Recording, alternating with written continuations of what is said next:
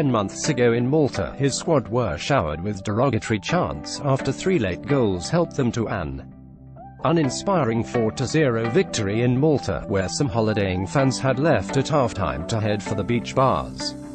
Back on home shores at Wembley a month later, some supporters were bored by the display against Slovenia when Harry Kane's last gasp goal secured a 1-0 victory and qualification for the World Cup. They amused themselves by pelting the pitch with paper planes made from team sheets. It only served to underline what Southgate has described as the disconnect between the fans and teams. He and the players have been working hard ever since on reconnecting both on and off the pitch, but he knows the process will only be completed if they can win in Moscow and reach the last 8, the generally accepted minimum requirement at this tournament. And that is why he will demand they play without fear and inhibition on Tuesday. "I'm constantly talking to them about going for it in life," he said.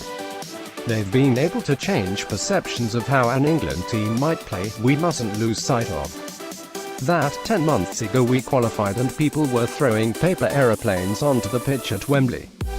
And a month before that we were driving back to our hotel in Malta with some obscene chants being thrown at us from supporters. I feel like we've started to connect the team with the public again. I feel like we've created excitement, like we've played in a style that has really shown an expression of what young English players are capable of, and I want us to continue doing that. I really believe in the group of players we've got. They are young. They are inexperienced. For some of them, this will be one of the biggest games they'll have been involved in. But maybe not the biggest. We've always got to keep that context for the players." Southgate knows from his own bitter personal experience as an England player the frustration of not delivering at the key moments. His career was overshadowed by the penalty miss in the Euro '96 semi-final shootout against Germany, but he has used that to back up his message to the current squad not to leave the pitch Tuesday with any regrets. "I've learned a million things from the day and the years that have followed it. The biggest thing being that when something goes wrong in your life, it doesn't finish you," he said. "You become, or should become, braver, knowing you've got to go for things in life and make sure you don't regret because you didn't try to be as good as you might be. You mustn't be inhibited. If there's one thing I can instill in my players, it is that I want them, in this game, to attack the game and show people how good they might be, and not walk off the field thinking, I wish I'd just tried things that I had been trying up to this point." Up to this point, it has stood in good stead.